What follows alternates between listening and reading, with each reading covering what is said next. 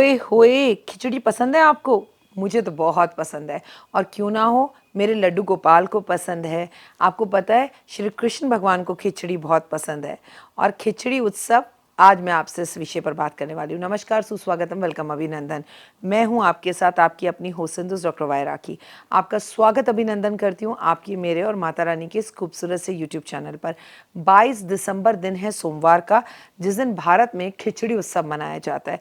खिचड़ी किसको पसंद नहीं? अरे लद गए वो ज़माने जब ये कहा जाता था कि खिचड़ी बीमार लोगों को पसंद है, बीमार लोग खिचड़ी खाते हैं। खिचड़ी खा रहे हो, खा लो। नहीं, मैं क्यों खाऊं, मैं बीमार थोड़ी हूँ। जी नहीं।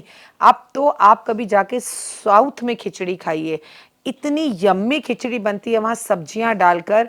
और पोंगल, अगर मैं गलत नहीं हूँ तो उसे पोंगल बोला जाता है। आनंद की अनुभूति होती है। अच्छा चलिए, कमेंट में बताइए आपके घर में कौन सी खिचड़ी बनती है। जब हमारे घर खिचड़ी बनती है तो हम उसमें आलू, टमाटर, प्याज, गोभी सब डालते हैं। क्या आप डालते हैं? चलिए, कार्यक्रम की शुरुआत हमेशा की तरह बिलीव इन कर्मा।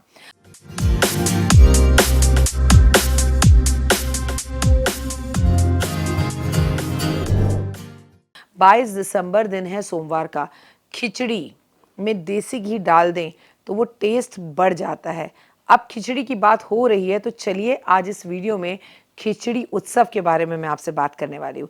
खिचड़ी उत्सव पूरे ब्रज में मनाया जाता है, अरे पूरे देश में मनाया जाता है। हर साल ब्रज में अलग अलग ऐतिहासिक मंदिरों में ठाकुर जी को खिचड़ी उत्सव मनाया जाता है और खिचड़ी खिलाई जाती है। 1 महीने तक मंदिर में ठाकुर जी को खिचड़ी का भोग लगाया जाता है। मैं बता दूं कि इस अनूठी परंपरा का भाग लेने के लिए देश नहीं, दुनिया से, दूसरे देशों से भक्त वृंदावन आते हैं। ठाकुर जी को रबड़ी, मक्खन, मिश्री का भोग के साथ साथ मीठे चावल का भोग भी लगाया जाता है। खीर भी खिलाई जाती है, खिचड़ी भी खिलाई जाती है, सब्जियों के साथ खिलाई जाती है, बिना सब्जियों की खिलाई जाती है। कब है खिचड़ी उत्सव?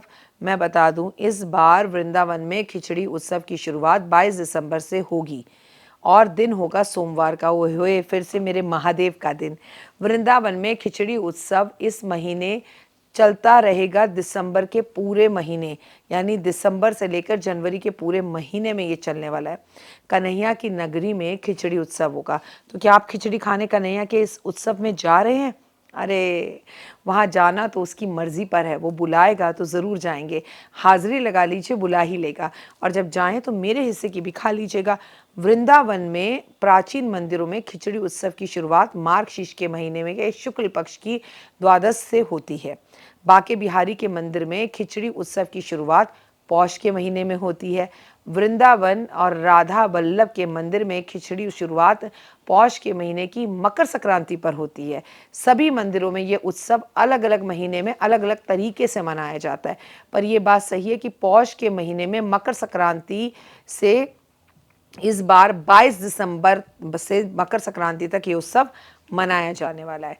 खिचड़ी उत्सव में ठाकुर जी को शीतकालीन सेवा करी जाती है। ब्रज के मंदिरों में खिचड़ी महोत्सव इस तरह से ठाकुर जी को शीतकालीन सेवा के दौरान उन्हें लल्ला को, यानी कि कन्हैया जी को अभिषेक गर्म पानी से होता है ताकि ठाकुर जी को बिल्कुल भी ठंड ना लगे, और उन्हें केसर डालकर इत्र और हीना से नहलाया जाता है, केसर का तिलक लगाया जाता है, खिचड़ी खिलाई जाती है और उनको टोपी, शॉल उड़ाई जाती है।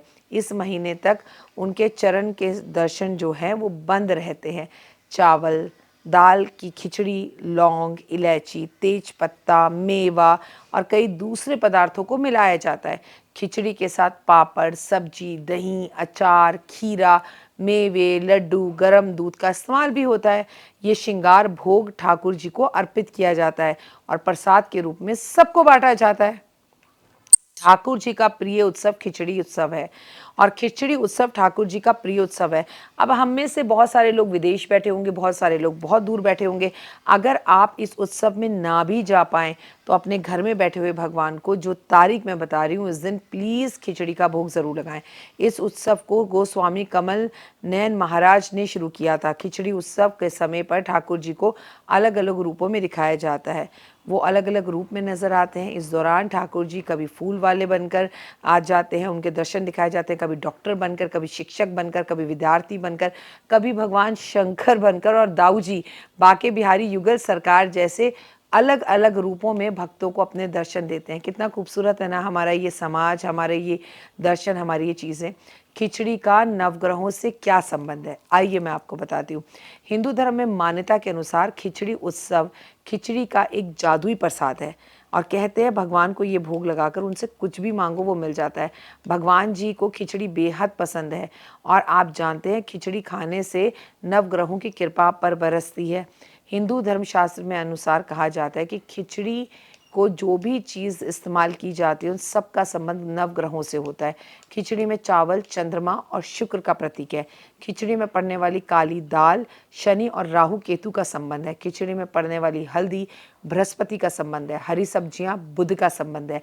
वहीं खिचड़ी में गरम गरमाहट जो होती है वो सूर्य और मंगल का रिश्ता बताती है। यानी कि ठाकुर जी को खिचड़ी खिलाते खिलाते हम अपने जीवन की सारी समस्याओं को और ग्रहों को सही कर लेते हैं। भगवान सूर्य को ग्रहों का राजा कहा जाता है। भगवान सूर्य को आत्मा का कारक भी बताया जाता है।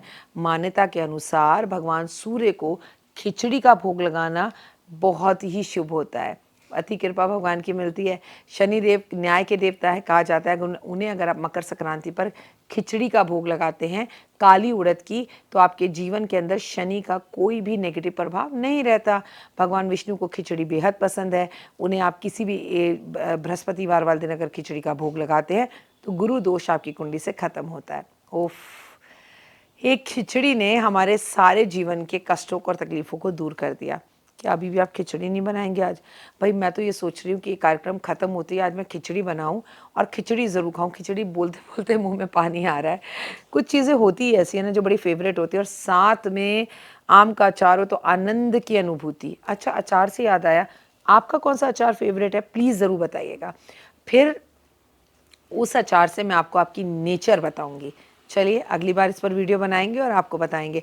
जल्दी से कमेंट्स में जय माता दी लिख दीजिए। मुझे इंस्टाग्राम पर, फेसबुक पर, बिलीव इन कर्मा पर, 5 मिनट स्टोरी पर, हर जगह पर फॉलो करना बिल्कुल ना भूलें। ओए होए, जय माता दी।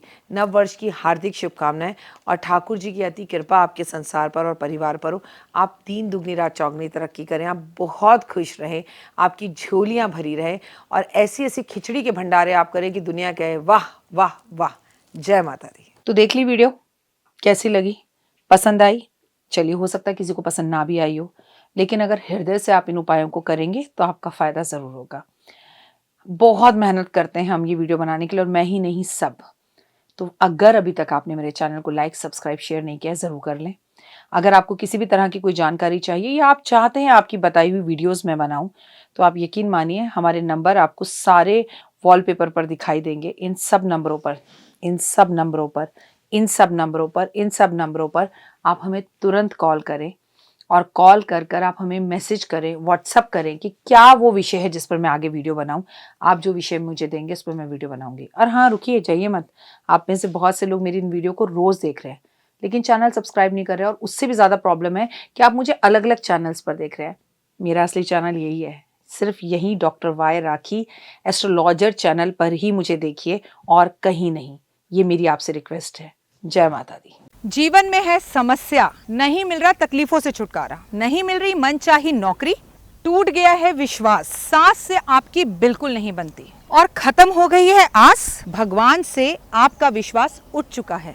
टैरो के 78 कार्ड खोलेंगे भविष्य का राज। सरकारी नौकरी से हैं आप कोसों दूर। कुंडली जगाएगी कुंडली जागरण, कुंडली बताएगी आपका भविष्य। ऊपर से ये जादुई हवाएं, ऊपरी हवाएं, जादू टोना तंत्र विद्याएं, पति पत्नी और वो। करना होगा खुद पर विश्वास। दीजिए मुझे भी एक मौका, अपनी कुंडली दिखाइए, टैरो कराइए, लेकिन अपनी जिंदगी को जल्द बदलवाइए। मैं हूं डॉक्टर वाई राखी। आप मुझसे बात कीजिए, फ़ोन कीजिए, अपॉइंटमेंट लीजिए। आपकी ज़िंदगी के अंदर आएगा ज़बरदस्त बदलाव।